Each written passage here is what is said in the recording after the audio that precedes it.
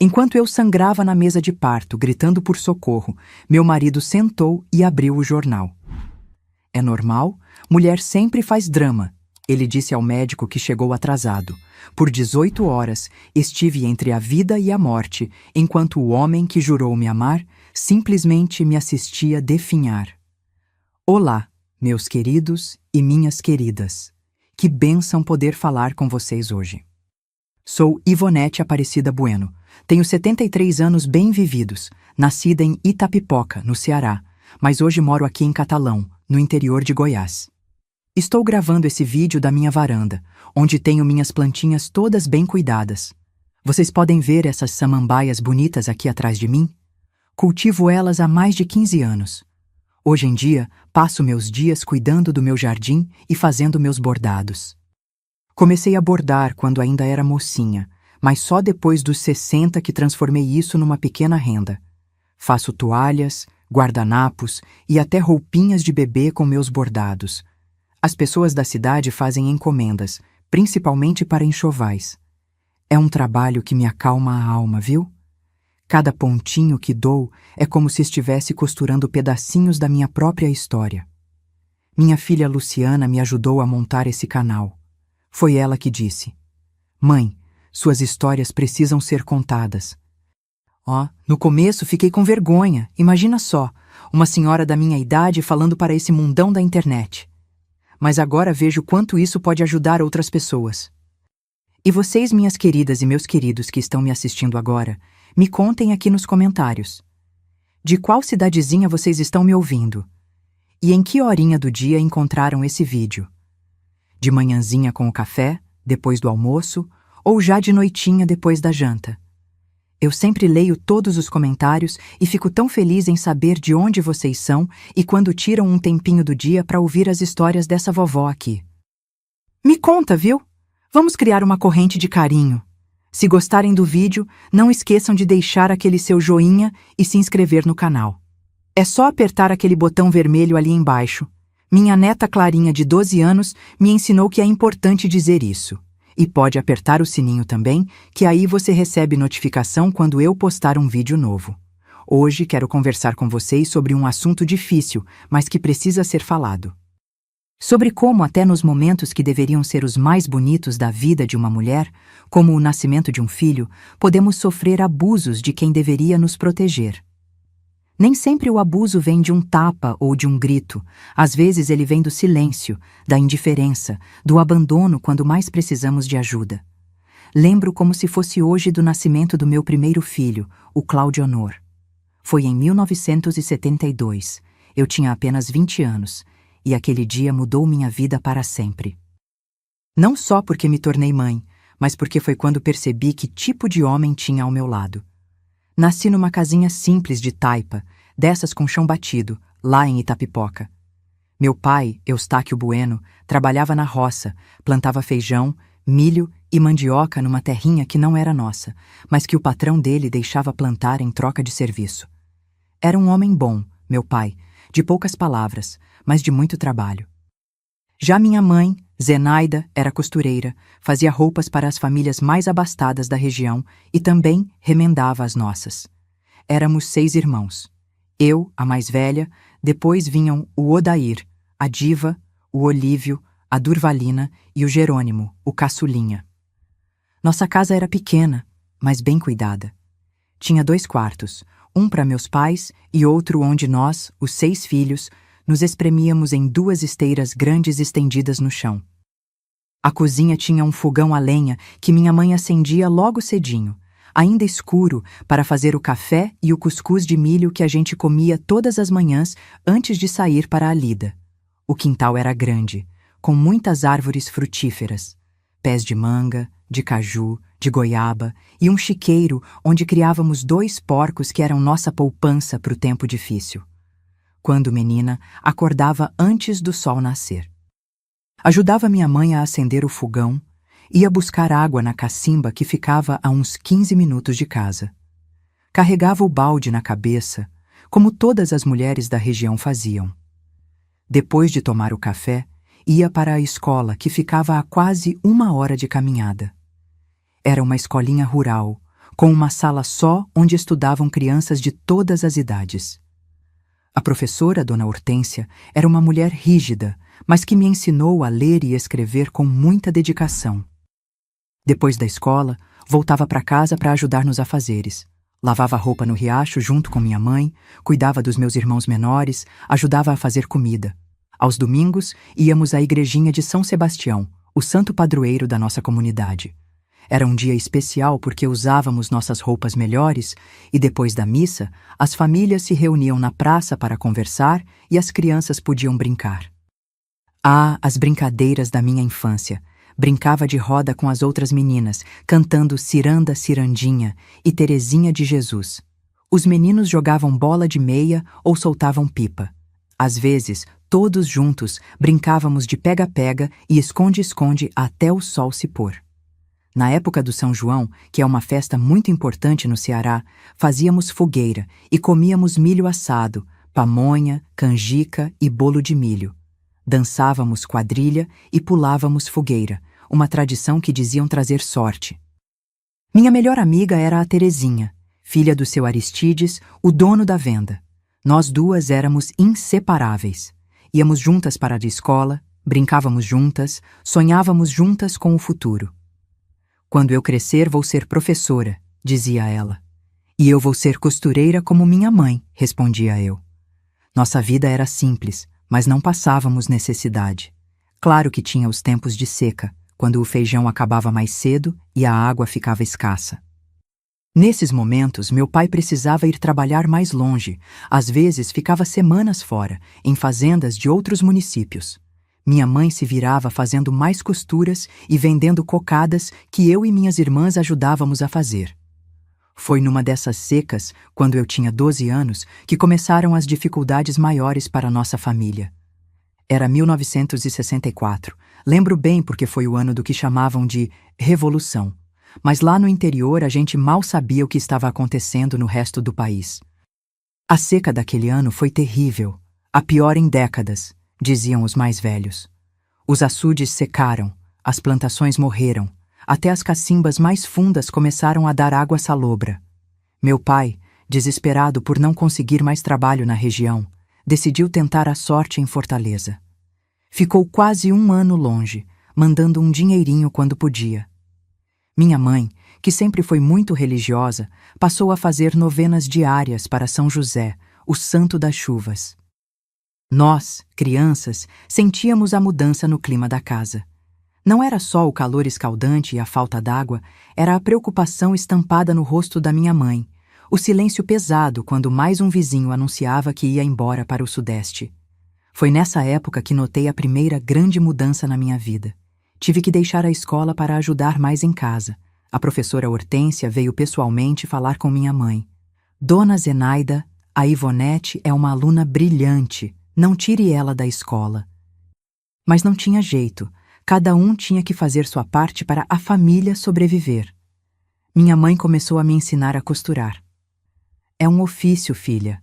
Com ele você nunca vai passar fome, dizia ela, enquanto me mostrava como fazer os pontos básicos. Eu aprendia rápido e logo estava ajudando com os remendos mais simples. Foi aí que comecei também a me interessar pelo bordado, vendo as peças delicadas que algumas clientes mais ricas traziam para minha mãe consertar. Quando meu pai voltou de Fortaleza, quase não o reconheci. Estava mais magro, com o rosto queimado de sol e uma expressão cansada que nunca tinha visto antes. Mas trazia uma notícia que mudaria nosso destino. Tinha conseguido um emprego fixo numa fábrica de tecidos em Goiânia e toda a família se mudaria para lá.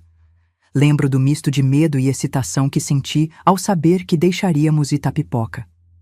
Por um lado, estava triste por me separar da Terezinha e dos lugares que conhecia.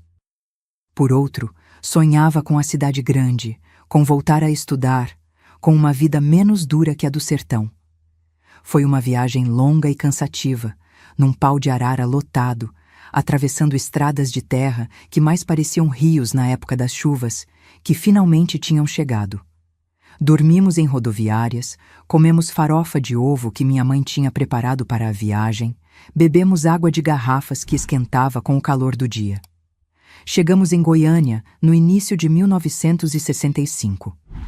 Eu tinha acabado de completar 13 anos e estava prestes a entrar numa fase muito diferente da minha vida.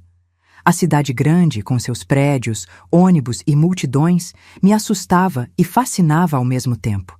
Não sabia ainda, mas aquela mudança seria apenas o começo de muitas outras que o destino reservava para mim.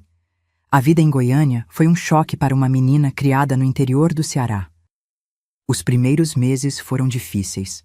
Morávamos num quarto e sala no fundo de um terreno no bairro Campinas, todos nós amontoados naquele espaço pequeno. Meu pai saía de madrugada para trabalhar na fábrica e só voltava à noitinha, sempre cansado. Minha mãe logo conseguiu algumas freguesias para costura e eu a ajudava como podia.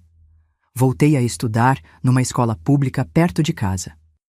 Lembro que tinha vergonha do meu sotaque forte do Ceará. As outras meninas às vezes riam do meu jeito de falar, oxente e eita. Mas logo fiz algumas amigas, principalmente a Gersina, uma menina que também era de fora, do interior de Minas Gerais. Aos poucos, fomos nos adaptando. Meu pai foi promovido na fábrica, conseguimos alugar uma casa maior em outro bairro. Eu estudava de manhã e à tarde ajudava minha mãe com as costuras ou cuidava dos meus irmãos menores. Nos finais de semana, íamos à missa na Matriz de Campinas e, às vezes, como um passeio especial, caminhávamos até o centro para ver o movimento, tomar um sorvete, olhar as vitrines. Os anos foram passando, terminei o que chamavam de primário e depois o ginásio. Meu sonho era continuar estudando, talvez até fazer faculdade, mas quando completei 17 anos, em 1969, meu pai adoeceu. Foi algo no pulmão. Os médicos disseram que era por causa do pó de tecido que ele respirava todos os dias na fábrica. Teve que parar de trabalhar e a situação financeira da família ficou difícil novamente. Foi quando decidi procurar emprego. Consegui uma vaga como balconista numa loja de tecidos no centro de Goiânia, a Casa dos Tecidos Finos. O dono, seu Valdomiro, me contratou porque eu entendia de tecidos e também sabia costurar, então podia aconselhar bem as clientes. Foi lá na loja que conheci o Teodoro. Ele era representante comercial de uma fábrica de linhas e botões de São Paulo, vinha uma vez por mês vender para seu Valdomiro. Era um homem bonito, de porte imponente, sempre bem vestido, com seus ternos impecáveis e cabelo bem penteado. Tinha 28 anos, 11 a mais que eu, e me parecia tão sofisticado, tão conhecedor do mundo. Na primeira vez que conversamos, ele me perguntou sobre um tecido que estava na vitrine. A senhorita que escolheu essa combinação de cores tem muito bom gosto, disse ele com um sorriso que me deixou sem graça. Expliquei que sim, que tinha ajudado a montar a vitrine. Depois disso, toda vez que vinha à loja, procurava conversar comigo. No terceiro mês, ele me convidou para tomar um café depois do meu expediente. Fiquei nervosa, nunca tinha saído sozinha com um homem antes. Mas aceitei. Fomos a uma confeitaria chique no centro, onde ele pediu café e um pedaço de torta de morango para cada um. Contou-me que era de Catalão, mas tinha se mudado para Goiânia para trabalhar, que viajava muito pelo interior de Goiás, Minas e São Paulo, que ganhava bem e estava construindo uma casa em Catalão, para onde pretendia voltar um dia. E a sua família? Perguntei. Ele explicou que os pais já tinham falecido, que tinha apenas uma irmã casada que morava em Uberlândia. Fiquei impressionada com sua independência, sua vida aparentemente sem amarras ou dificuldades. Era tão diferente da minha realidade, cuidando dos irmãos, ajudando os pais, contando cada centavo. Nas visitas seguintes, sempre saíamos para tomar café ou, às vezes, jantar. Ele me levava a lugares que eu jamais poderia frequentar com meu salário de balconista. Me tratava como uma dama, puxava a cadeira para eu sentar, não permitia que eu pagasse nada. Para uma menina simples do interior como eu, aquilo parecia um conto de fadas. Quando contei para minha mãe sobre Teodoro, ela ficou preocupada. Esse moço é muito mais velho, filha, e viaja tanto. Tem certeza que é sério? Mas meu pai, já debilitado pela doença, via com bons olhos. Um homem estabelecido, com trabalho bom, É o que você precisa, Ivonete. 6 meses depois que nos conhecemos, Teodoro me pediu em namoro oficialmente, conversando com meu pai, como era o costume. Começou a vir em casa nos domingos que estava em Goiânia, almoçava conosco, trazia presentes, um rádio para meu pai ouvir as notícias, tecidos bonitos para minha mãe, doces para meus irmãos. No início, tudo parecia perfeito. Teodoro era atencioso, me escrevia cartas quando estava viajando, trazia pequenos presentes das cidades que visitava. Chegou a me dar um anel de compromisso, uma joia simples mas bonita, que eu usava com todo orgulho. Minhas colegas da loja suspiravam de inveja. Que sorte a sua, Ivonete, arranjar um homem tão bom! Mas depois de alguns meses, comecei a notar pequenas mudanças. Teodoro tinha opiniões fortes sobre tudo. A roupa que eu devia usar, como devia pentear meu cabelo, até mesmo quem deviam ser minhas amigas. No começo, interpretei isso como preocupação, como cuidado. Ele dizia: uma moça comprometida não deve usar esse tipo de vestido. Ou, por que você precisa sair com a Gersina? Ela não é boa companhia para você. Lembro bem da primeira vez que ele demonstrou seu temperamento mais difícil. Foi num domingo, estávamos passeando na praça cívica e encontramos um antigo colega meu de escola, o Juvenal. Cumprimentei-o alegremente, conversamos por alguns minutos sobre os velhos tempos. Quando o Juvenal foi embora, Teodoro apertou meu braço com força. Quem era aquele? Por que estava tão alegre falando com ele? Expliquei que era apenas um colega de escola, mas ele não acreditou. Vi o jeito que olhava para ele. Está me fazendo de bobo? Fiquei chocada com a acusação, com a raiva na voz dele.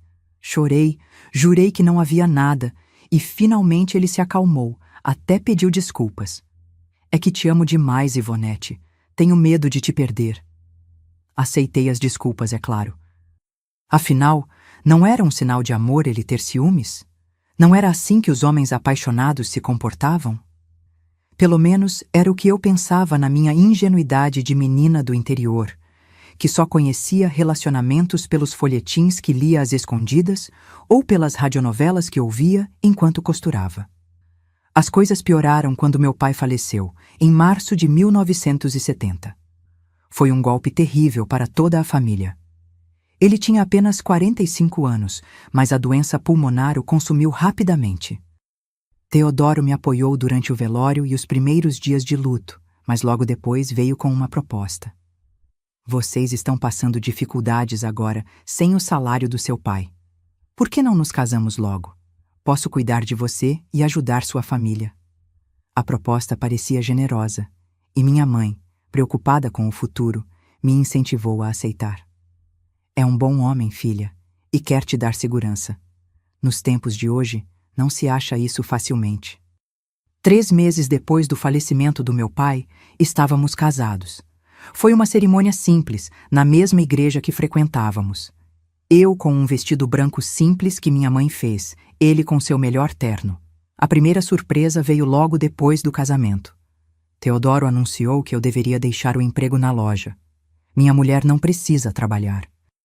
Que tipo de marido eu seria se não pudesse sustentar minha esposa? Tentei argumentar que gostava do meu trabalho, que o dinheiro extra ajudaria, mas ele foi inflexível. Já está decidido, Ivonete. A segunda surpresa foi ainda mais impactante. Iríamos nos mudar para Catalão, onde ele tinha sua casa. Mas e minha família? Perguntei aflita. Eles ficam em Goiânia. Você agora tem sua própria família, que sou eu, respondeu secamente. Sabia que não tinha escolha. Afinal, era meu marido. Tinha direito de decidir onde viveríamos. Com o coração apertado, me despedi da minha mãe e meus irmãos, prometendo visitá-los sempre que possível. O que não sabia é que Teodoro faria de tudo para que essas visitas fossem raras.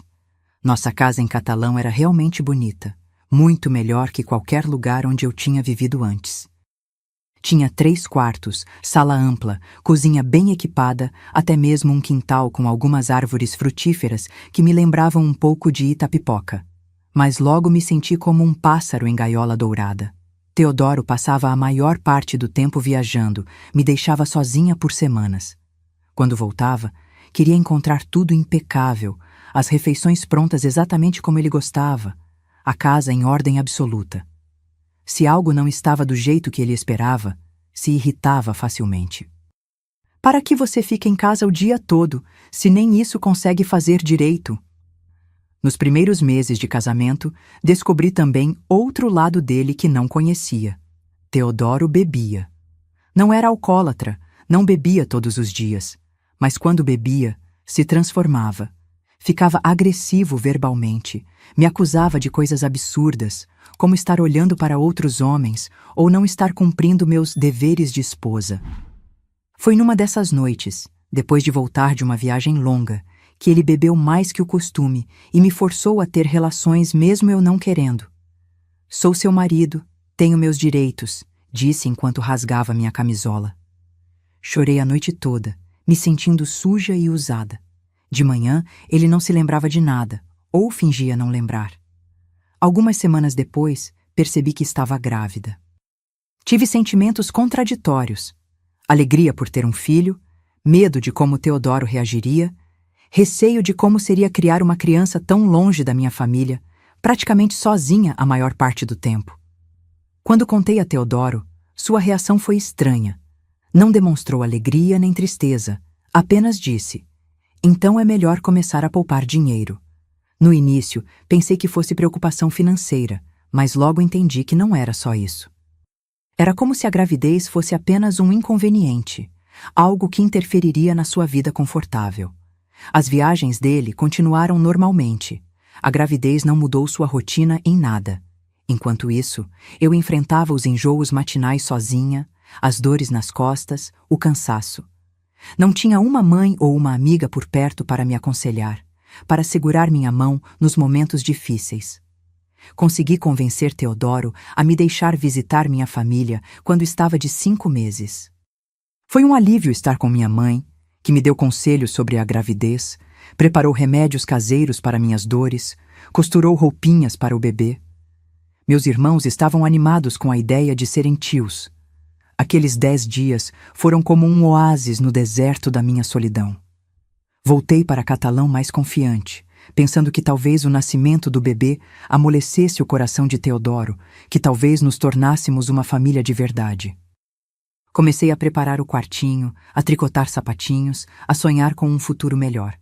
Mas à medida que minha barriga crescia, Teodoro parecia mais e mais distante. Raramente tocava em mim, nunca acariciava minha barriga ou falava com o bebê como eu via outros pais fazerem. Quando eu tentava envolvê-lo, dizendo coisas como: "Sentiu esse chute? Acho que vai ser jogador de futebol." Ele apenas respondia com um desinteressado e voltava a ler seu jornal. Numa das raras consultas médicas que tive, em que Teodoro me acompanhou porque estava em Catalão, o doutor Inácio, um senhor já de idade avançada e único médico da pequena cidade, comentou que o bebê parecia grande e que o parto poderia ser complicado. Talvez seja melhor ir para Goiânia quando estiver perto da data, para ter o bebê num hospital maior, sugeriu. Fiquei assustada e olhei para Teodoro, esperando apoio, mas ele apenas deu de ombros. "Doutor, minha esposa é do interior, forte." Mulheres como ela têm filhos no meio do roçado e seguem trabalhando. Não precisa desse exagero. Saí do consultório me sentindo humilhada e mais apreensiva ainda. Naquela noite, enquanto Teodoro dormia, chorei silenciosamente. Estava com medo do parto, medo de estar sozinha, medo do que aconteceria comigo e com meu bebê. Pensei em fugir para a casa da minha mãe em Goiânia, mas não tinha dinheiro próprio. Teodoro controlava cada centavo que entrava na casa. No dia seguinte, tentei mais uma vez falar sobre irmos para Goiânia para o nascimento. Pelo menos estaríamos perto da minha mãe, que poderia me ajudar com o bebê nas primeiras semanas, argumentei. A resposta dele foi dura. Sua mãe tem os próprios filhos para cuidar, e já falei que não vamos gastar dinheiro com hotel em Goiânia quando temos uma casa perfeitamente boa aqui. Percebi então que estava sozinha naquela jornada. O homem que havia prometido me proteger e cuidar estava mais preocupado com dinheiro e conveniência do que com meu bem-estar ou o do nosso filho. Pela primeira vez, me perguntei que tipo de pai Teodoro seria, e o pensamento me encheu de tristeza. À medida que o final da gravidez se aproximava, minha ansiedade aumentava. Tinha pesadelos frequentes em que estava dando à luz sozinha, gritando por ajuda enquanto Teodoro simplesmente lia seu jornal na sala.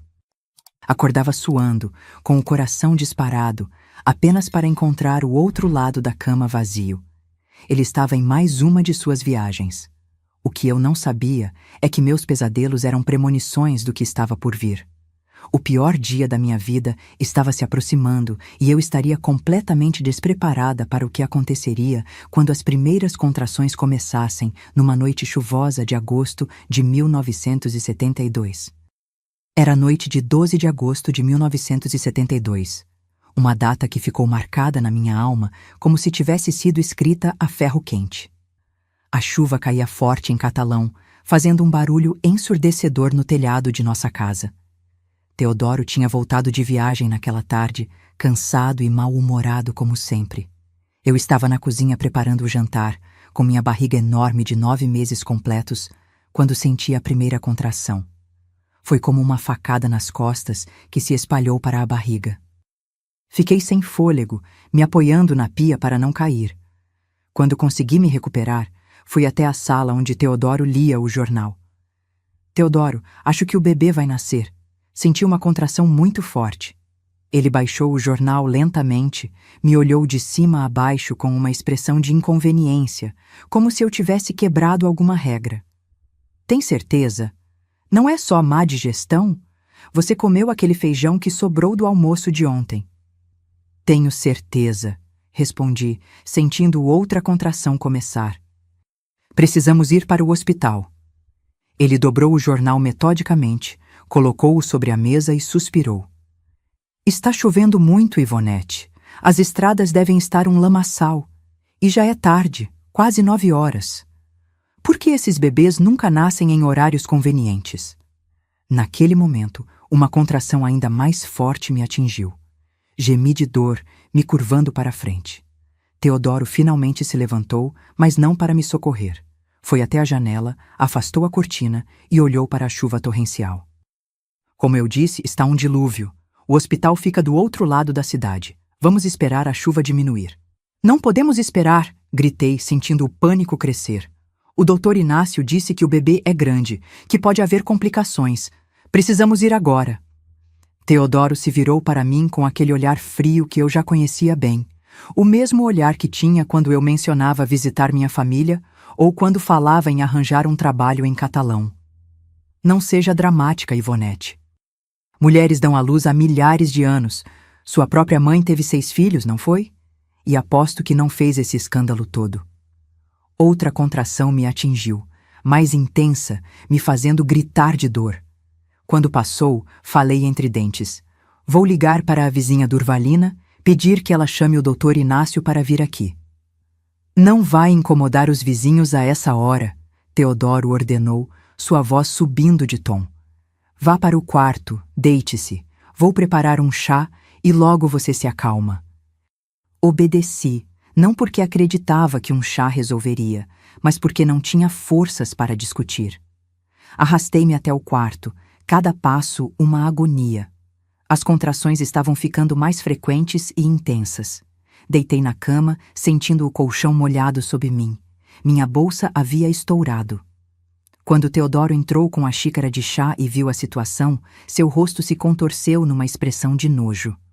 Olha o que você fez na nossa cama. Esses lençóis são novos. Não consegui responder. A dor era tão intensa que via pontos pretos dançando na frente dos meus olhos. Sentia uma pressão imensa, como se algo estivesse rasgando meu corpo ao meio. Teodoro, sussurrei quando consegui falar. O bebê está vindo. Por favor, chame alguém. Chame o Dr. Inácio, por favor. Ele bufou de irritação, mas saiu do quarto. Ouvi-o na sala, mexendo em alguma coisa. Talvez estivesse pegando o guarda-chuva para ir buscar ajuda? Talvez estivesse ligando para o médico? Permiti-me um momento de esperança, mas quando ele voltou, trouxe apenas um lençol velho. Vou colocar isso debaixo de você. Levante um pouco. Sem delicadeza, ajeitou o lençol embaixo de mim. Depois, para meu horror, pegou o jornal que estava lendo antes e sentou-se na cadeira ao lado da cama. "O que está fazendo?" perguntei incrédula. "Esperando." "O que mais posso fazer? Se o bebê está mesmo vindo, vai nascer de qualquer jeito, não é? Não precisa de mim para isso." Não podia acreditar no que estava ouvindo. O homem que havia jurado me amar e proteger estava sentado confortavelmente, lendo sobre os resultados do futebol enquanto eu sofria a dor mais terrível da minha vida. As horas seguintes foram um borrão de dor e desespero. As contrações vinham uma após a outra, sem dar tempo para respirar. Gritava, implorava por ajuda, rezava em voz alta. Teodoro ocasionalmente abaixava o jornal para me olhar com uma expressão de tédio misturado com irritação. "Não pode fazer menos barulho? Os vizinhos vão pensar que estou te matando." Em algum momento da madrugada, senti uma mudança. A pressão aumentou tremendamente e tive um impulso incontrolável de empurrar. "O bebê está saindo!" gritei. Teodoro finalmente deixou o jornal de lado e se aproximou da cama. Olhou entre minhas pernas e seu rosto empalideceu. "Estou vendo a cabeça", disse, soando assustado pela primeira vez. "Ajude-me", implorei. Ele deu 2 passos para trás, balançando a cabeça. "Não sei o que fazer. Nunca fiz isso antes." "Então vá buscar ajuda, agora!" Gritei com o último resquício de força que tinha. Ele hesitou, olhando para a porta, para mim, para a chuva lá fora. Está chovendo muito ainda. Naquele momento, algo dentro de mim se quebrou. Não foi apenas físico, embora sentisse como se meu corpo estivesse sendo partido ao meio, foi algo mais profundo, uma compreensão clara de que estava completamente sozinha no momento mais vulnerável da minha vida. O homem que deveria ser meu protetor, meu companheiro, estava mais preocupado com a chuva que poderia molhar seu terno do que com a possibilidade de sua esposa e filho morrerem diante de seus olhos. Com um grito que parecia vir das profundezas da minha alma, empurrei com todas as minhas forças. Senti um fogo líquido entre minhas pernas, uma dor tão intensa que pensei que fosse morrer. Depois, um alívio momentâneo quando a cabeça do bebê saiu. "Puxe-o!" gritei para Teodoro. "Precisa puxar o bebê com cuidado." Relutante, ele se aproximou e, com expressão de repulsa, ajudou a puxar o bebê enquanto eu continuava empurrando. Com um último esforço desesperado, senti o resto do corpinho escorregar para fora de mim, acompanhado por uma quantidade assustadora de sangue. O quarto ficou em silêncio por um momento, quebrado apenas pelo som da chuva. Então, um choro fraco, depois, mais forte. Meu filho estava vivo. Estendi os braços querendo segurá-lo, mas estava tão fraca que mal conseguia levantar a cabeça. Teodoro segurava o bebê desajeitadamente, olhando para a criança coberta de sangue e verniz como se fosse um alienígena. "É um menino", disse finalmente, colocando-o sobre meu peito sem cuidado. Abracei meu filho, chorando de alívio e amor, apesar da dor insuportável que ainda sentia. Ele era perfeito, com uma cabeleira escura e bochechas gordinhas, mesmo coberto de sangue e outras coisas que nem quero mencionar. "Ele é lindo", sussurrei, beijando sua cabecinha. "Vamos chamá-lo de Claudionor, como combinamos." Teodoro não respondeu. Estava olhando fixamente para a cama, para o espaço entre minhas pernas. Segui seu olhar e vi com horror que o sangramento não havia parado. Na verdade, parecia estar piorando, encharcando rapidamente o lençol velho que ele havia colocado sob mim. "Teodoro", chamei, minha voz fraca. "Tem algo errado. Estou sangrando muito." Ele continuou parado, paralisado, como se não conseguisse processar o que estava acontecendo. "Teodoro!" gritei com mais força. "Vá buscar o médico! Agora! Estou perdendo muito sangue!" Isso pareceu tirá-lo do transe. Assentiu rapidamente e saiu do quarto correndo. Ouvi a porta da frente bater. Fiquei ali, segurando meu filho recém-nascido, sentindo a vida se esvair de mim junto com o sangue que não parava de fluir. Estava ficando mais fraca a cada minuto, minha visão escurecendo nas bordas. Pensei na minha mãe, nos meus irmãos, na vida que nunca teria com meu filho. Deus, rezei em voz alta, não me leve ainda. Meu filho precisa de mim. Não sei quanto tempo passou, minutos, horas. Em algum momento, ouvi vozes, passos apressados. O doutor Inácio entrou no quarto, seguido por Teodoro e por Dona Olinda, uma parteira conhecida na cidade.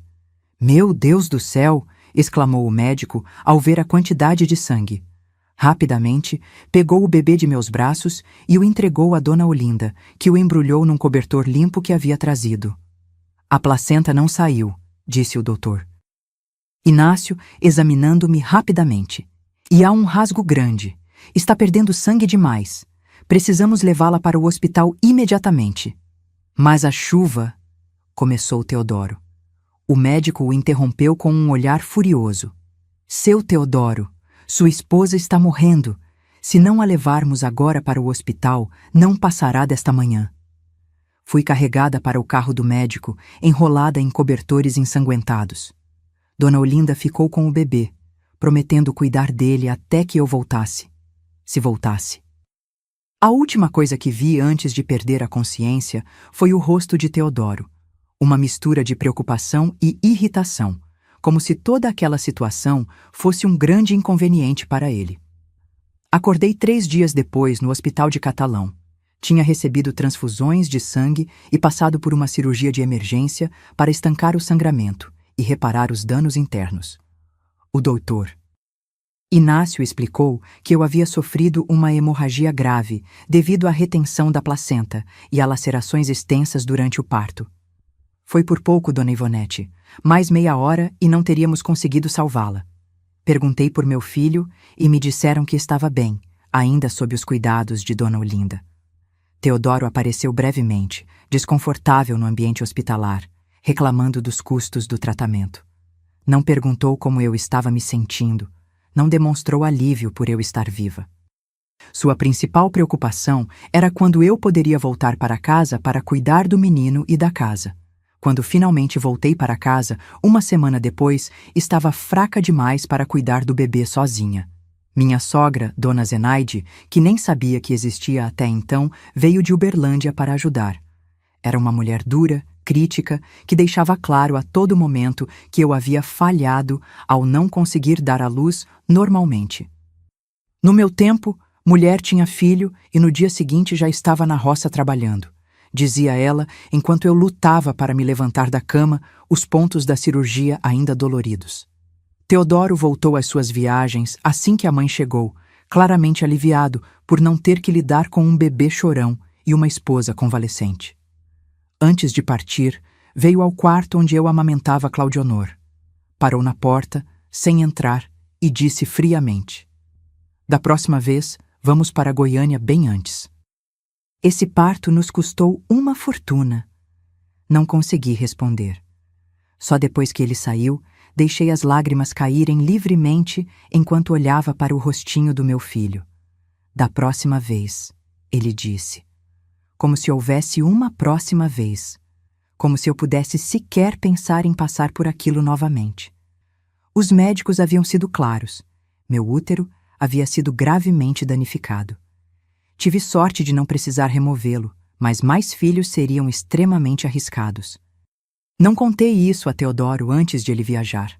Na verdade, não contei a ninguém além da minha mãe, numa carta desesperada que consegui enviar escondida. Durante as semanas seguintes, enquanto me recuperava lentamente sob o olhar crítico da minha sogra, revivi aquela noite terrível milhares de vezes em minha mente. O desprezo de Teodoro, seu jornal, sua relutância em buscar ajuda, sua preocupação com os lençóis manchados em vez de com minha vida. O trauma do parto se misturava ao trauma de perceber, finalmente e completamente, o tipo de homem com quem havia me casado. Dona Zenaide ficou conosco por 1 mês. Nos dias antes de sua partida, consegui convencê-la a me ajudar a escrever para minha mãe, pedindo que viesse me visitar. Usando a desculpa de que uma avó deveria conhecer o neto, obtive a relutante permissão de Teodoro para que minha mãe passasse 2 semanas conosco. Quando minha mãe chegou, fiquei chocada com sua reação ao me ver. Cobriu a boca com as mãos, os olhos cheios de lágrimas. Minha filha, o que aconteceu com você? Está pele e osso. Só então percebi o quanto havia emagrecido, o quanto parecia doente. Meus cabelos, antes grossos e brilhantes, estavam opacos e quebradiços. Minha pele, antes rosada, estava amarelada e sem vida. Parecia uma velha, não uma jovem de 20 anos. No conforto dos braços da minha mãe, finalmente pude chorar de verdade. Contei tudo. O parto terrível, a negligência de Teodoro, seu comportamento cruel antes e depois. Falei sobre a solidão, sobre o medo, sobre como me sentia presa numa vida que nunca havia escolhido. Minha mãe ouviu tudo em silêncio, lágrimas escorrendo pelo rosto enrugado. Quando terminei, ela segurou minhas mãos entre as suas e disse palavras que nunca esqueci. Filha, você quase morreu dando à luz, mas agora está morrendo aos poucos, todos os dias neste casamento. Um homem que te abandona na hora do parto é capaz de te abandonar em qualquer situação. Naquela noite, deitada na cama ao lado do berço onde Claudionor dormia, pensei nas palavras da minha mãe. Ela tinha razão. Estava morrendo lentamente, minha alma se apagando um pouco a cada dia sob o peso da indiferença e crueldade de Teodoro. E o que seria do meu filho crescendo com um pai assim? Que exemplo ele teria? Que tipo de homem se tornaria? As semanas seguintes foram de profunda reflexão e planejamento silencioso. Quando Teodoro estava em casa, mantinha a fachada de esposa submissa e mãe dedicada. Quando ele viajava, conversava longamente com minha mãe sobre o futuro, sobre possibilidades, sobre coragem. O que eu não sabia é que aquela noite terrível de agosto não seria a última vez que me veria à beira da morte por causa de Teodoro. O pior ainda estava por vir, e eu precisaria de toda a minha força e da ajuda inesperada de um estranho para sobreviver. Os meses que se seguiram ao nascimento do Claudionor foram um misto de alegria e desespero. Alegria pelos pequenos momentos com meu filho, seu primeiro sorriso, o calor do seu corpinho contra o meu durante a amamentação, a sensação dos seus dedinhos agarrando meu dedo. Desespero pela realidade do meu casamento, que só piorava a cada dia. Teodoro voltou de uma viagem particularmente longa em fevereiro de 1973, quando Claudionor tinha 6 meses. Encontrou a casa impecável, o jantar pronto, o bebê limpo e alimentado. Mas nada disso importava. Estava irritado porque um negócio não tinha dado certo. E, como sempre, eu era seu saco de pancadas emocional. "O que você fez o dia todo?" perguntou enquanto remexia na comida que eu havia preparado com tanto cuidado. "Só ficar sentada brincando com o menino? A pintura da varanda está descascando." "Por que não aproveitou para pintar?" Tentei explicar que cuidar de um bebê pequeno sozinha tomava todo o meu tempo, que ainda não tinha recuperado totalmente minhas forças após o parto difícil, mas ele não ouvia. Nunca ouvia. Aquela noite, depois de colocar Claudionor para dormir, Teodoro exigiu seus direitos de marido. Desde o parto, tínhamos tido relações poucas vezes, sempre dolorosas para mim, sempre sem qualquer carinho ou consideração. Naquela noite, porém, ele tinha bebido mais que o costume. Quando tentei explicar que ainda sentia dor, que o médico havia recomendado cuidado, ele se enfureceu. "Já faz 6 meses? Acha que vou esperar quanto tempo? Um homem tem necessidades, Ivonete." O que se seguiu foi brutal. Pela primeira vez, além da violência emocional e da negligência, Teodoro usou de força física. Segurou meus pulsos com tanta força que deixou marcas roxas, ignorou meus pedidos para parar, meu choro de dor. Quando terminou, virou para o lado e dormiu como se nada tivesse acontecido, enquanto eu silenciosamente chorava, sentindo-me violada e quebrada por dentro. Na manhã seguinte, ele agiu normalmente, como se a noite anterior não tivesse existido. Antes de sair para mais uma viagem, deixou algum dinheiro na mesa. "Para as despesas da casa", disse sem olhar nos meus olhos. E então se foi, por mais 2 semanas. Assim que o carro de Teodoro saiu pela rua, desabei no chão da cozinha, soluçando. A dor física era intensa. Sentia-me rasgada por dentro novamente. Mas a dor emocional era insuportável.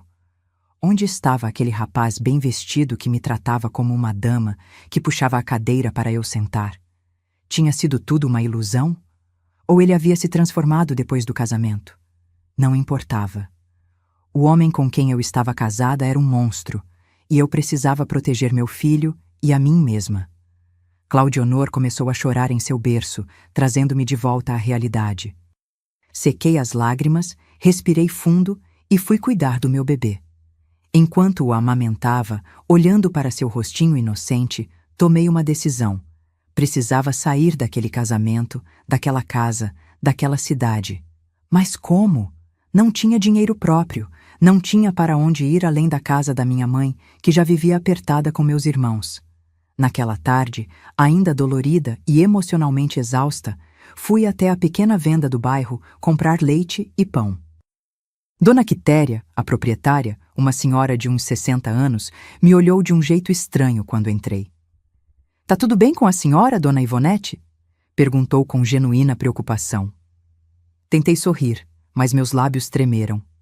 "Tudo bem, sim, dona Quitéria." Ela olhou para o bebê no meu colo, depois para os hematomas nos meus pulsos que eu tinha tentado esconder com as mangas compridas, mas que apareceram quando estendi o braço para pegar o pão. "Seu marido viajou de novo?" perguntou casualmente, mas seu olhar dizia que sabia mais do que deixava transparecer. "Sim, voltou a viajar hoje. Ficará fora 2 semanas." Ela assentiu lentamente, depois abaixou a voz, mesmo não havendo mais ninguém na pequena venda. "Dona Ivonete, sei que não é da minha conta, mas minha filha passou por algo parecido. O marido dela... Bem, ele não era um homem bom." Fez uma pausa, como se escolhesse as palavras. "Se a senhora precisar conversar ou de qualquer outra coisa, minha casa fica nos fundos da venda. Pode vir a qualquer hora." Fiquei sem palavras, sentindo as lágrimas querendo voltar. Apenas agradeci e saí rapidamente, antes que desabasse na frente dela. Nos dias seguintes, refleti muito sobre a oferta de Dona Quitéria. Seria ela realmente confiável? E mesmo que fosse, o que poderia fazer para me ajudar? Teodoro era um homem respeitado na cidade, um comerciante bem-sucedido. Eu era apenas a esposa vinda do interior, que quase não saía de casa, que quase ninguém conhecia. Na semana seguinte, tomei coragem e voltei à venda quando estava quase fechando, sabendo que haveria menos clientes. Dona Quitéria me recebeu com um sorriso gentil e me convidou para tomar um café nos fundos, onde ficava sua casa. Ali, na pequena cozinha aconchegante, com Claudionor dormindo tranquilo no meu colo, finalmente desabafei. Contei sobre o parto terrível, sobre a negligência, sobre a violência recente. Contei sobre o isolamento, sobre o controle financeiro, sobre o medo constante. Dona Quitéria ouviu tudo em silêncio, ocasionalmente assentindo. Quando terminei, ela segurou minha mão livre com firmeza. Minha filha Nadir passou por coisa parecida. O marido dela quase a matou de tanto bater. Um dia, ela fugiu com meus 2 netinhos. Hoje mora em Uberaba, trabalha como enfermeira, refez a vida. É possível sair dessa situação, dona Ivonete? Difícil, mas possível. Mas como? Perguntei, a voz embargada. Não tenho dinheiro meu. Ele controla tudo, e tenho medo do que ele faria se tentasse ir embora, se tentasse levar Claudionor. Dona Quitéria apertou minha mão com mais força. Vamos pensar num plano. A senhora não está sozinha agora. Nas 2 semanas em que Teodoro esteve fora, visitei Dona Quitéria quase diariamente. Juntas, elaboramos um plano. Ela me apresentou ao seu filho, Olívio, um jovem de 20 e poucos anos que era motorista de caminhão e fazia a rota Catalão-Goiânia-Anápolis regularmente. Olívio pode levar a senhora e o menino até Goiânia, até a casa da sua mãe, explicou Dona Quitéria. O problema é o dinheiro para se manter lá e a documentação do menino. Ela tinha razão. Teodoro guardava todos os documentos importantes. Minha certidão de casamento, a certidão de nascimento de Claudionor, até mesmo meus documentos pessoais, numa gaveta trancada em seu escritório. E quanto ao dinheiro, ele só me deixava o suficiente para as despesas básicas durante suas viagens. Uma noite, deitada na cama, enquanto Claudionor dormia, tive uma ideia. O cofre. Teodoro tinha um pequeno cofre embutido na parede do escritório, atrás de um quadro. Eu nunca tinha visto o conteúdo, mas uma vez o surpreendi abrindo-o. Estava contando dinheiro, muito dinheiro. Se conseguisse abrir aquele cofre, talvez encontrasse não só dinheiro suficiente para recomeçar, mas também os documentos que precisávamos. O problema era a combinação. Como descobrir? Na manhã seguinte, contei minha ideia para Dona Quitéria. Ela ficou pensativa por um momento. Os homens, como seu Teodoro, geralmente usam datas importantes como senha. Aniversário, data de casamento, coisas assim. Experimentei tudo. A data de nascimento de Teodoro, a data do nosso casamento, até mesmo a data de nascimento de Claudionor. Nada funcionou. O cofre permanecia trancado, guardando seus segredos. Quando Teodoro voltou de viagem, voltei à minha rotina de esposa submissa e silenciosa. Servia suas refeições, cuidava da casa, evitava provocá-lo. À noite, quando ele exigia seus direitos, mordia o lábio para não chorar de dor e humilhação. É só por enquanto, dizia a mim mesma, só até encontrar uma saída. Numa noite, cerca de 3 dias após seu retorno, Teodoro estava particularmente satisfeito. Tinha fechado um negócio importante e estava de bom humor. Bebeu mais que o costume, mas não ficou agressivo como normalmente acontecia. Em vez disso, ficou falante, quase nostálgico. "Sabe que dia é hoje?" perguntou enquanto bebericava seu conhaque. "Terça-feira?" respondi confusa. Ele riu. "Não, bobinha. É 14 de março. Faz 3 anos hoje que meu pai morreu. O velho Ananias era um homem difícil, mas me ensinou tudo o que sei sobre negócios." Meu coração disparou. Ananias. 14 de março. Seria possível? Na manhã seguinte, assim que Teodoro saiu para resolver negócios na cidade, corri para o escritório. Com as mãos trêmulas, removi o quadro da parede e expus o pequeno cofre. Girei o disco, inserindo 140370. 14 de março de 1970, a data da morte do pai dele. Com um clique suave, o cofre se abriu. Dentro, encontrei exatamente o que esperava. Várias notas de dinheiro, cuidadosamente organizadas, e uma pasta com documentos. Entre eles, meus documentos pessoais, a certidão de nascimento de Claudionor, nossa certidão de casamento. Peguei o suficiente para sobreviver alguns meses e todos os documentos importantes. Fechei o cofre, recoloquei o quadro e voltei para a cozinha, escondendo tudo numa lata vazia de açúcar no armário. Naquela tarde, quando voltei à venda de Dona Quitéria, meu rosto devia estar radiante apesar do medo, porque ela sorriu assim que me viu. "Conseguiu?" perguntou em voz baixa. Assenti, quase sem acreditar que tinha dado certo. "Consegui os documentos e algum dinheiro. Quando podemos ir?" "Olívio sai para Goiânia depois de amanhã, de madrugada. Esteja pronta às 4 da manhã. Ele passará em frente à sua casa e dará 2 toques breves de buzina." 2 dias. Em 2 dias poderia deixar aquele inferno para trás, levar meu filho para um lugar seguro, começar uma nova vida. Senti um misto de euforia e terror. E se Teodoro descobrisse? E se nos encontrasse? E se... "Não pense nisso agora." Dona Quitéria interrompeu meus pensamentos como se pudesse lê-los. "Concentre-se apenas em estar pronta na hora certa. O resto a gente resolve depois." Na noite antes da fuga planejada, Teodoro chegou em casa mais cedo que o habitual. Estava tenso, irritado. Jogou a pasta sobre a mesa com força. "Onde está o dinheiro?" perguntou sem preâmbulos. Gelei por dentro. "Que dinheiro?" "Não se faça de tonta, Ivonete. O dinheiro do cofre. Falta uma quantia considerável." Meu estômago afundou. Como ele poderia ter descoberto tão rápido? Será que abria o cofre todos os dias? Será que tinha contado o dinheiro antes de sair naquela manhã? Eu não sei do que está falando, gaguejei. Nem sabia que tinha um cofre. Seus olhos se estreitaram perigosamente. Está me chamando de mentiroso? Deu um passo na minha direção. Ou de tolo. Outro passo. Acha que não percebi como anda diferente nos últimos dias?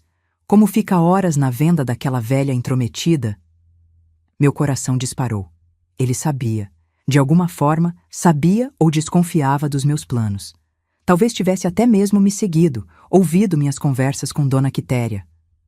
Teodoro, eu só vou à venda fazer compras, e não sei nada sobre dinheiro nenhum, juro. Minha voz saiu fina, trêmula de medo. Ele avançou mais um passo, agora tão perto que podia sentir seu hálito de cigarro e conhaque. Vou descobrir o que está tramando, Ivonete.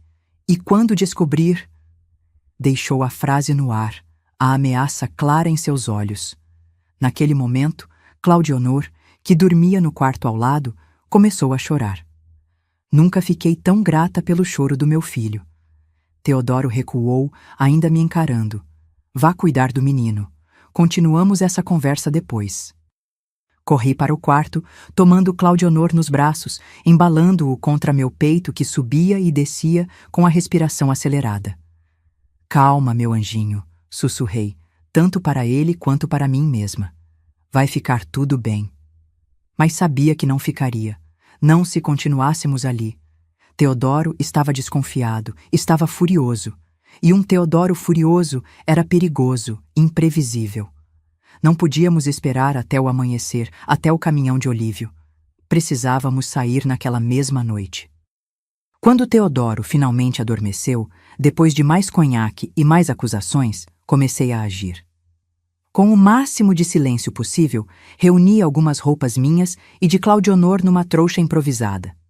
Peguei os documentos e o dinheiro escondidos na lata de açúcar. Vesti um casaco, pois as noites de março eram frescas em Catalão. Embrulhei Claudionor num cobertor quente. Então, segurando a respiração, abri a porta dos fundos da casa e saí para a noite. A casa de Dona Quitéria ficava a cerca de 15 minutos a pé. Caminhei apressada, sempre olhando para trás, temendo ver o vulto de Teodoro me seguindo. Claudionor, milagrosamente, permaneceu quieto, como se compreendesse a gravidade da situação. Quando cheguei à venda, já fechada àquela hora, bati levemente na porta dos fundos. Após alguns momentos angustiantes, a porta se abriu, revelando Dona Quitéria em sua camisola, os cabelos grisalhos soltos sobre os ombros. — Meu Deus do céu, o que aconteceu? Perguntou, puxando-me para dentro. Entre lágrimas, expliquei a situação. Teodoro tinha descoberto sobre o dinheiro, estava desconfiado, furioso. Não podíamos esperar até o amanhecer. Dona Quitéria não hesitou. Vou acordar Olívio, ele pode sair agora mesmo. Meia hora depois, estava sentada na cabine do caminhão de Olívio, com Claudionor dormindo em meu colo. O jovem, ainda sonolento, mas determinado, ligou o motor. Segure-se firme, Dona Ivonete, disse. A estrada não é das melhores, principalmente à noite. Quando o caminhão começou a se mover, olhei para trás uma última vez. Vi a silhueta de Dona Quitéria na porta de sua casa, acenando um adeus. Mais adiante, no horizonte, podia ver o contorno da casa onde havia vivido por quase 3 anos, a casa que tinha sido minha prisão. Enquanto o caminhão ganhava velocidade na estrada escura, compreendi que estava realmente deixando tudo para trás. O casamento fracassado, o abuso, o medo constante. Estava fugindo no meio da noite, com pouco mais que a roupa do corpo e meu filho nos braços. Não tinha ideia do que o futuro reservava, se Teodoro nos encontraria, se conseguiria sobreviver por conta própria. Só sabia uma coisa. Depois do que vivi naquela noite de parto, abandonada quando mais precisava, e depois de tudo que veio depois, qualquer futuro seria melhor que continuar ali. Abraçando Claudionor mais forte contra o peito, fiz uma promessa silenciosa. Nunca mais alguém vai nos maltratar, meu filho. Nunca mais vamos estar à mercê de alguém que não se importa conosco. Nunca mais. O caminhão seguia pela estrada escura, levando-nos para longe de Catalão, para longe de Teodoro, para um futuro incerto, mas eu esperava melhor. A lua cheia iluminava o caminho à frente, como um farol de esperança na noite mais escura da minha vida. A viagem de Catalão para Goiânia naquela noite pareceu interminável. O caminhão de Olívio sacolejava na estrada esburacada e eu segurava Claudionor firmemente contra meu peito, temendo que cada farol distante fosse Teodoro nos perseguindo. Olívio falava pouco, concentrado na direção, mas de vez em quando me oferecia palavras de encorajamento. A senhora fez a coisa certa, dona Ivonete. Minha irmã Nadir diz que sair foi a decisão mais difícil e mais importante da vida dela. Chegamos a Goiânia na madrugada, quando os primeiros raios de sol começavam a colorir o céu. Olívio me deixou a 2 quadras da casa da minha mãe, conforme combinado. Melhor não parar o caminhão diretamente na porta, explicou. Se seu marido vier atrás, ninguém poderá dizer que viu um caminhão. Agradeci a Olívio com lágrimas nos olhos. Nunca vou esquecer o que você e sua mãe fizeram por mim. Que Deus os abençoe. Ele sorriu timidamente. Não precisa agradecer. Mamãe sempre diz que ajudar alguém a se libertar é o trabalho mais importante que se pode fazer nessa vida. Com Claudionor no colo e minha pequena trouxa de pertences, caminhei as 2 quadras até a casa da minha mãe. Era uma casa simples no bairro Vila Nova, que ela alugava desde nossa mudança para Goiânia. Parei em frente ao portão de ferro, tomando coragem. O que diria? Como explicaria minha chegada repentina no meio da madrugada com um bebê e quase sem bagagem? Antes que pudesse decidir, a porta da casa se abriu. Minha mãe apareceu na soleira, ainda de camisola, como se tivesse sentido minha presença. Nossos olhos se encontraram através do portão e, num instante, ela correu para abri-lo. Ivonete, minha filha! Ela me abraçou forte, cuidadosa para não esmagar Claudionor entre nós. O que aconteceu? Por que está aqui a essa hora? Então, olhando além de mim para a rua vazia. Cadê o Teodoro? Teodoro não está comigo, mãe, respondi, a voz embargada. Fugi. Fugi com Claudionor no meio da noite. Seus olhos se arregalaram, mas não com surpresa, com compreensão. Ela já sabia, no fundo, desde sua visita a Catalão, que esse dia chegaria. Venha, entre, vamos conversar lá dentro. Na pequena cozinha da casa, enquanto Claudionor dormia tranquilo num berço improvisado, a antiga caixa de brinquedos dos meus irmãos mais novos, contei tudo à minha mãe. A violência recente, a descoberta do cofre, a ajuda de Dona Quitéria e Olívio, a fuga precipitada. Minha mãe ouviu tudo em silêncio, ocasionalmente secando uma lágrima. Quando terminei, ela segurou minhas mãos nas suas. Você fez a coisa certa, minha filha. Sei que parece assustador agora, mas você é forte. Sempre foi, desde menina. Vai superar isso e criar seu filho com dignidade. Mas, e se ele vier atrás de nós, mãe? Teodoro não vai aceitar que eu o deixei, que levei Claudionor, que peguei dinheiro dele. Vamos lidar com isso quando acontecer. Por enquanto, você e o menino precisam descansar. Depois pensamos no que fazer. Aqueles primeiros dias na casa da minha mãe foram de constante vigilância. A cada batida no portão, a cada carro que passava mais devagar pela rua, meu coração disparava. Raramente saía de casa, e quando o fazia, era sempre acompanhada por minha mãe ou meu irmão Odair, que agora tinha 18 anos e trabalhava numa oficina mecânica. 2 semanas se passaram sem qualquer sinal de Teodoro. Começava-se a acreditar que talvez ele tivesse desistido, que talvez estivesse aliviado por se livrar de uma esposa e um filho que considerava mais um fardo que uma família. Então, numa tarde de domingo, ele apareceu. Estávamos todos reunidos para o almoço. Minha mãe, eu, Claudionor, Odair e meus irmãos mais novos. A comida já estava na mesa quando ouvimos uma batida forte no portão, seguida pela voz que eu conhecia tão bem. Ivonete, sei que está aí. Abra esse portão agora. Gelei. Olhei para minha mãe em pânico. Ela se levantou calmamente, enxugando as mãos no avental. Fique aqui com o menino. Odair, venha comigo. Através da janela, vi minha mãe e Odair se aproximarem do portão. Teodoro estava do outro lado, com o rosto vermelho de raiva, as mãos agarradas às grades de ferro. Onde está minha esposa? Onde está meu filho? Ela roubou meu dinheiro e fugiu como uma ladra. Minha mãe, aquela mulher pequena que sempre pareceu tão frágil aos meus olhos, se ergueu diante dele como uma fortaleza. Sua esposa e seu filho estão seguros, Teodoro, e é assim que vão ficar. Não me venha com essa, dona Zenaida. Ela é minha esposa. Tenho direito de levá-la para casa. E aquele dinheiro era meu. Odair deu um passo à frente, os punhos cerrados. Mesmo sendo mais jovem, era mais alto que Teodoro, com os músculos desenvolvidos pelo trabalho pesado na oficina. O senhor não vai levar ninguém daqui, disse com a voz firme. Minha irmã e meu sobrinho estão sob nossa proteção agora. Teodoro riu, um riso amargo. Proteção? Vocês acham que podem protegê-la de mim? Sou o marido dela, tenho a lei ao meu lado. Foi quando minha mãe, numa calma surpreendente, disse as palavras que mudariam tudo. Você tem a lei ao seu lado, Teodoro? Então por que não vamos à delegacia agora mesmo? Tenho certeza que o delegado vai se interessar muito pelas marcas nos pulsos da minha filha, pelos hematomas nas costas dela. E vai se interessar ainda mais em saber como você deixou sua esposa sangrando na cama durante o parto, enquanto lia o jornal. O rosto de Teodoro empalideceu. Sua expressão mudou de raiva para algo mais calculista. Não seja ridícula, dona Zenaida. Quem vai acreditar nessa história? Sou um homem de negócios respeitado.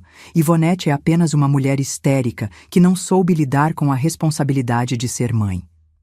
Foi quando ouvi o choro de Claudionor vindo de dentro da casa.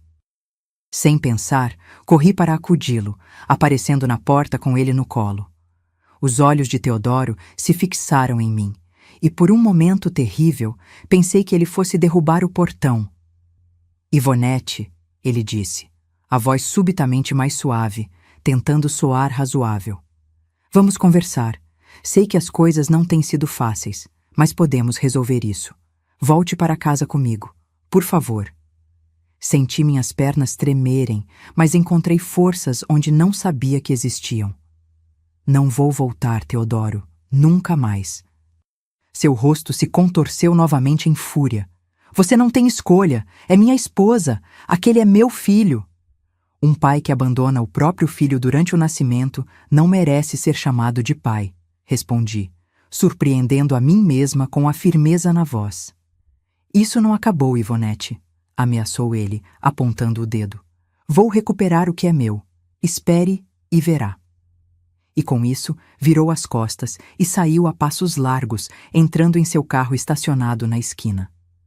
Quando ele partiu, minhas pernas finalmente cederam. Odair correu para me amparar antes que caísse. Ele vai voltar, mãe, murmurei enquanto era levada para dentro. Ele não vai desistir. Então estaremos prontos, respondeu minha mãe com uma determinação que nunca tinha visto antes.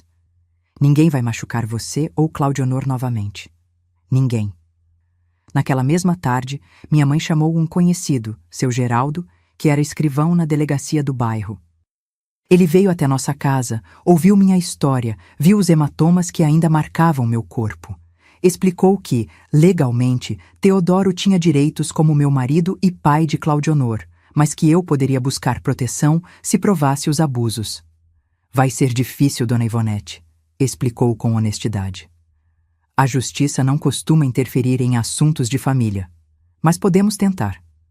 Nos dias seguintes, com a ajuda de seu Geraldo, registrei uma queixa formal contra Teodoro.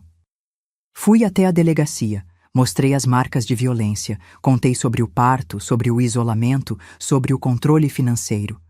O delegado, um homem de meia idade chamado Eustáquio, ouviu tudo com expressão impassível. Dona Ivonete, disse finalmente, compreendo sua situação, mas devo alertá-la que seu marido já esteve aqui. Apresentou uma queixa contra a senhora por furto e abandono do lar. Diz que a senhora levou o dinheiro dele e saiu de casa sem justificativa. Meu coração afundou. E o que isso significa? Significa que temos duas versões contraditórias, a palavra dele contra a sua. E neste país, Dona Ivonete, a palavra de um homem, especialmente um homem de negócios respeitado, costuma pesar mais. Saí da delegacia arrasada. Parecia que Teodoro realmente tinha a lei ao seu lado, que não havia escapatória, que eventualmente teria que voltar para ele, entregar meu filho, submeter-me novamente àquela vida de medo e humilhação. Foi quando o inesperado aconteceu. Ao chegar em casa, encontrei minha mãe conversando com uma mulher que nunca tinha visto antes. Era uma senhora elegante, de uns 50 anos, vestida de forma simples, mas distinta. Ivonete, disse minha mãe. Esta é Dona Hortência. Ela é... Bem, ela foi casada com seu Teodoro antes de você. Fiquei sem fala. Teodoro havia me dito que nunca fora casado, que eu era seu primeiro e único amor. Mais uma mentira. Dona Hortência sorriu gentilmente. Sente-se, minha jovem. Temos muito o que conversar. Durante as 2 horas seguintes, ouvi uma história que parecia um reflexo distorcido da minha própria. Hortência havia se casado com Teodoro em 1965, em Uberlândia. Assim como eu, fora atraída por sua aparência distinta, seus modos educados, suas promessas de uma vida confortável. E assim como eu, logo descobriu a realidade por trás da fachada. Ele me isolou da minha família, controlava cada centavo, me humilhava constantemente, contou ela. Quando engravidei, pensei que as coisas melhorariam, mas pioraram. Não se interessava pelo bebê, reclamava das despesas, da minha aparência, e então veio a noite que nunca esquecerei. Hortência também teve um parto difícil, também foi negligenciada por Teodoro no momento mais crítico. A diferença é que seu bebê, um menino, não sobreviveu. Depois disso, a vida se tornou insuportável. Ele me culpava pela morte do bebê. Dizia que eu não era uma mulher de verdade, que era inútil como esposa e como mãe. Um dia, depois de uma surra particularmente violenta, fugi para a casa de uma tia em Goiânia. Consegui o divórcio depois de muita luta, mas ele nunca me deixou em paz de verdade. De tempos em tempos, aparece para me ameaçar, para exigir coisas. Como soube sobre mim? Perguntei, ainda tentando processar tudo o que ouvia. Soube através de conhecidos em catalão que ele havia se casado novamente. Fiquei preocupada com a moça, sabendo do que ele era capaz. Mas não consegui descobrir quem era você até recentemente. Quando soube que estava em Goiânia, que havia fugido, soube que precisava te encontrar. Mas como nos encontrou? Seu Geraldo, o escrivão, é meu primo. Quando você registrou a queixa e mencionou Teodoro, ele me procurou imediatamente. Hortência abriu a bolsa e retirou um envelope amarelado. Trago algo que pode ajudar vocês. São registros, cartas que escrevi detalhando os abusos, fotos dos ferimentos, testemunhos de vizinhos que presenciaram a violência. Até mesmo um relatório médico do dia em que perdi meu bebê, mencionando a negligência de Teodoro. Sozinha, sua palavra pode não ser suficiente contra a dele. Mas 2 mulheres, com histórias tão semelhantes, com provas documentadas, isso a justiça não pode ignorar. Olhei para aquela mulher que tinha passado pelo mesmo inferno que eu, que havia sobrevivido, que agora estendia a mão para me ajudar, e senti uma onda de gratidão e esperança me invadir. Por que está fazendo isso por mim? Perguntei com lágrimas nos olhos. Ela pegou minhas mãos entre as suas, assim como minha mãe havia feito no dia da minha chegada. Porque ninguém fez isso por mim quando eu precisei.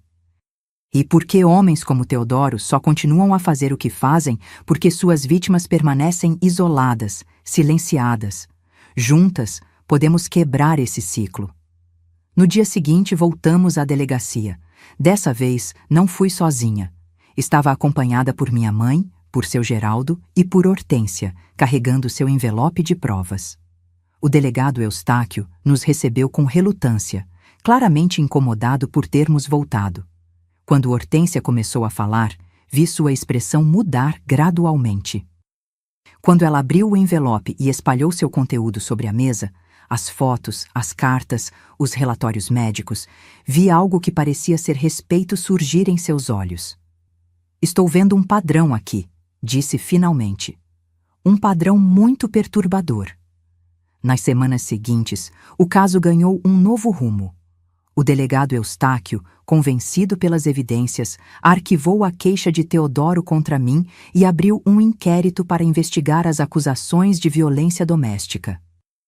Foram chamadas outras testemunhas. Dona Quitéria veio de Catalão especialmente para depor, assim como o doutor Inácio, que confirmou o estado crítico em que cheguei ao hospital após o parto e mencionou os comentários desdenhosos de Teodoro na época. Quando Teodoro foi chamado para depor, apareceu com um advogado caro, confiante de que conseguiria reverter a situação. Mas diante das evidências acumuladas, das testemunhas, dos dois depoimentos tão semelhantes, o meu e o de Hortência, sua arrogância começou a desmoronar. O caso nunca chegou a julgamento formal. O advogado de Teodoro, percebendo a fragilidade da posição do cliente, propôs um acordo. Teodoro concordaria em não me procurar mais, em não tentar ver Claudionor, em não fazer mais queixas contra mim, se eu, em troca, desistisse das acusações criminais. Também renunciaria a qualquer direito sobre os bens que tínhamos em comum, basicamente, a casa em Catalão. Foi uma decisão difícil. Parte de mim queria ver Teodoro pagar por tudo que havia feito, queria justiça completa. Mas outra parte, a parte prática, sabia que um processo judicial poderia se arrastar por anos, que seria emocionalmente desgastante, que manteria Teodoro na minha vida por muito mais tempo. Depois de muita reflexão, de muitas conversas com minha mãe e com Hortência, aceitei o acordo. Assinamos os papéis num escritório de advocacia no centro de Goiânia. Teodoro não olhou nos meus olhos nenhuma vez durante todo o procedimento. Quando tudo estava concluído, ele se levantou para sair.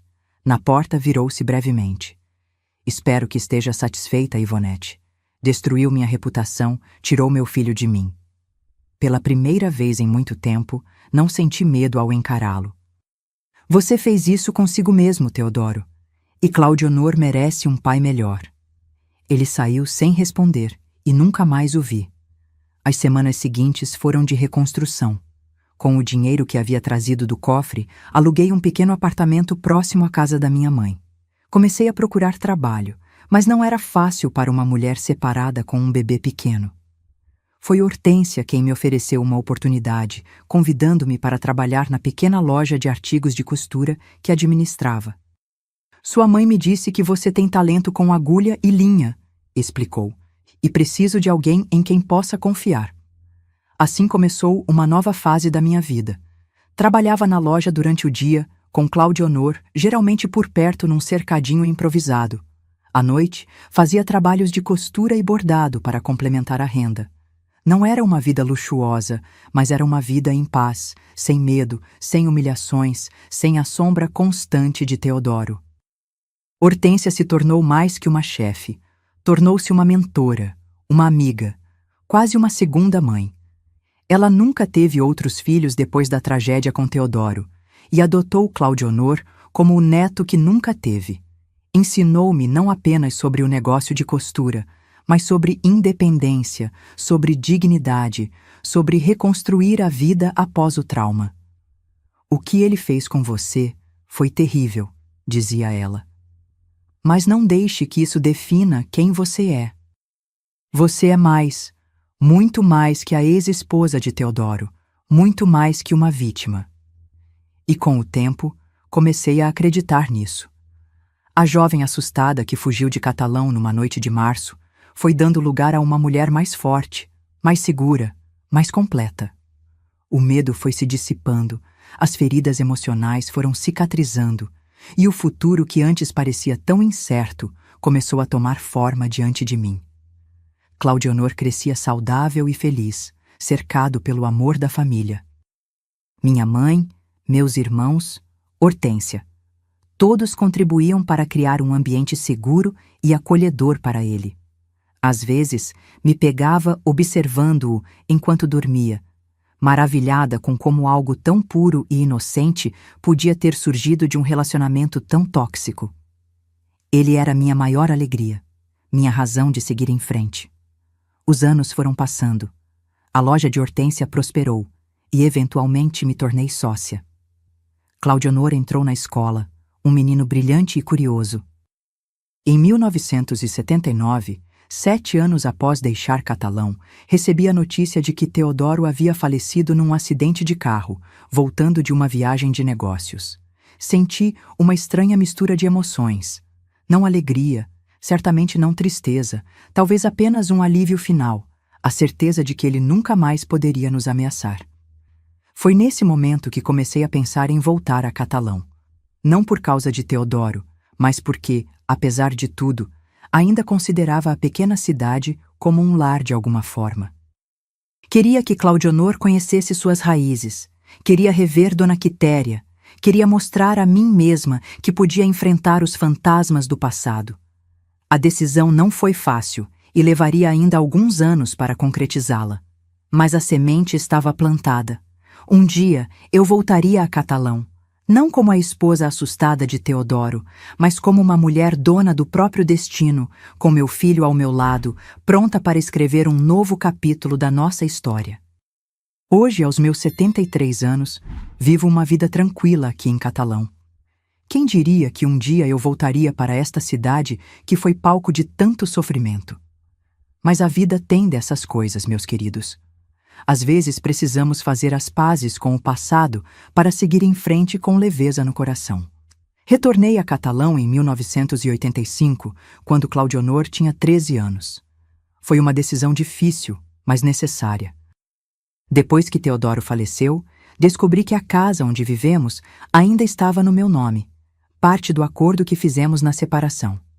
Com o tempo, a raiva e o medo foram dando lugar a uma certa nostalgia pela cidade pequena, pelo ritmo mais calmo de vida. Goiânia estava ficando grande demais, barulhenta demais para meu gosto. Hortência foi fundamental nessa decisão. Ivonete, ela me disse, aquela cidade não é do Teodoro. É sua também, se você quiser. Voltar não é um sinal de fraqueza, mas de força. Mostrar que você superou. E foi o que fizemos. Vendemos nossa participação na loja de costura em Goiânia e abrimos uma filial em Catalão. O Ateliê das Flores, como chamamos, se tornou referência na cidade para bordados finos e enxovais. Claudionor cresceu ajudando nas contas e administração do negócio, sempre com uma cabeça boa para números. Quando Hortência faleceu, em 1992, foi uma perda imensa. Ela que havia sido tão importante na minha vida, que me ensinou tanto sobre recomeçar, sobre ser independente. Continuei com o ateliê sozinha, mantendo vivo o legado dela nos bordados que criava. Claudionor se formou em contabilidade pela Faculdade de Goiânia, indo e voltando toda semana para estudar. Depois abriu seu próprio escritório aqui em Catalão, casou-se com a Clarinha, aquela mesma que hoje me ajuda com essa coisa de internet. E me deu 2 netos maravilhosos, o Gustavo, de 25 anos, que já está formado em engenharia, e a Amanda, de 18, que acaba de entrar na faculdade de medicina. Meu dia a dia agora é simples e gratificante. Acordo cedo, como sempre fiz. Cuido das minhas plantas na varanda. Tenho um verdadeiro jardim suspenso, que é a inveja da vizinhança. Ainda bordo um pouquinho, mesmo com a vista já não sendo a mesma. Algumas clientes antigas ainda me procuram para peças especiais, daquelas que ninguém mais sabe fazer. Às quartas-feiras, me reúno com um grupo de senhoras na igreja para o projeto Mãos que Acolhem, onde fazemos enxovais para gestantes carentes. É um trabalho que me toca o coração, especialmente pensando em como teria sido importante ter esse tipo de apoio quando tive Claudionor. Nos finais de semana, a casa fica cheia. Claudionor e família vêm almoçar comigo. Faço sempre aquela comida farta, com direito a galinhada com pequi, que é a tradição aqui de Goiás, e o doce de buriti que aprendi com Dona Quitéria, que Deus a tenha. Não posso deixar de mencionar que encontrei Dona Quitéria quando voltei a Catalão. Ficamos amigas ainda mais próximas, e até seu falecimento em 2001, não passava uma semana sem que tomássemos um café juntas. Tenho minhas dorzinhas, claro. Quem chega na minha idade sem elas? O joelho reclama quando vai chover, a pressão às vezes teima em subir. Mas nada que me impeça de levar minha vida com independência. Ainda faço minhas comprinhas, vou à missa aos domingos, visito amigas. O mais bonito de envelhecer, meus queridos, é olhar para trás e ver quanto caminho foi percorrido. Aquela menina assustada de Itapipoca, que passou por tantas provações, nunca imaginaria estar aqui hoje, rodeada de amor, segura, em paz consigo mesma. As cicatrizes continuam lá, algumas visíveis, como a da cirurgia após o parto, outras invisíveis, guardadas na alma, mas já não doem como antes.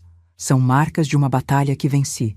E quando olho nos olhos dos meus netos, vejo que valeu a pena cada lágrima derramada, cada noite sem dormir, cada momento de medo e incerteza. Porque eles são frutos de uma árvore que quase foi arrancada pela raiz, mas que encontrou força para se reerguer e florescer novamente. Meus queridos, quem já passou por uma situação de abuso, seja ele qual for, sabe que a ferida mais profunda nem sempre é a física. É aquela que fica na alma, que nos faz duvidar do nosso valor, da nossa capacidade de seguir em frente. Mas estou aqui, com minhas rugas e meus cabelos brancos, para dizer que é possível recomeçar, é possível cicatrizar, é possível encontrar alegria novamente. Aprendi que a idade não define nossa força, mas sim nossa capacidade de recomeçar cada dia. Minhas rugas são mapas de sobrevivência. Cada uma conta uma história de dor superada.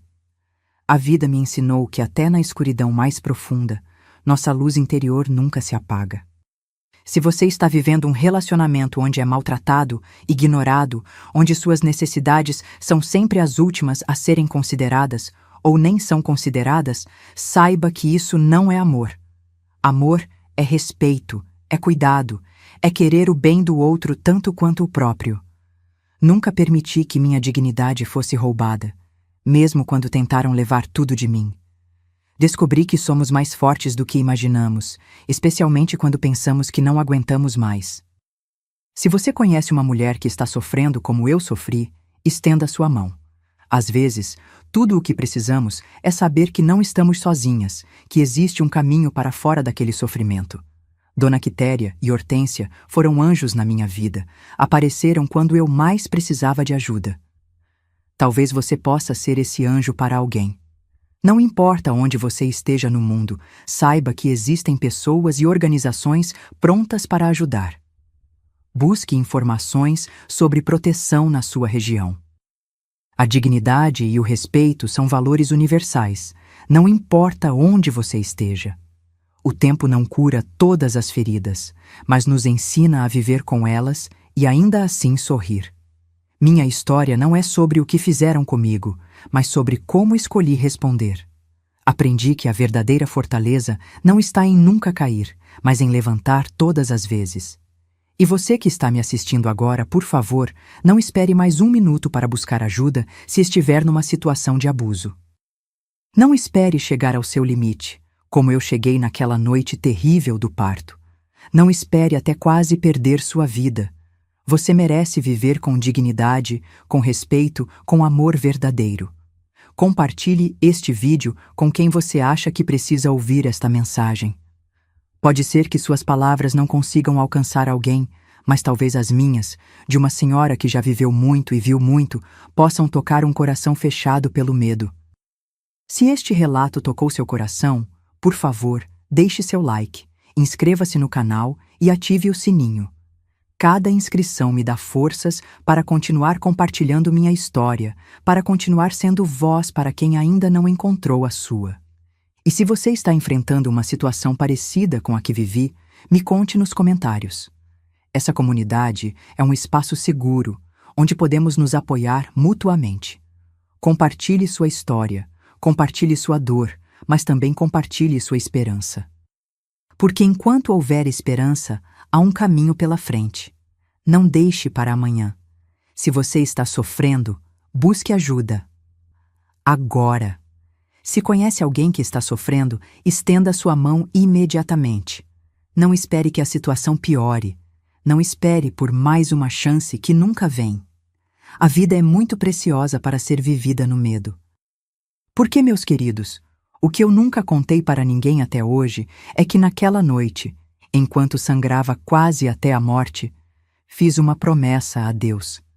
Se Ele me permitisse viver para criar meu filho, eu usaria minha voz para ajudar outras mulheres a não passarem pelo que passei. E é essa promessa que cumpro aqui todas as semanas com vocês.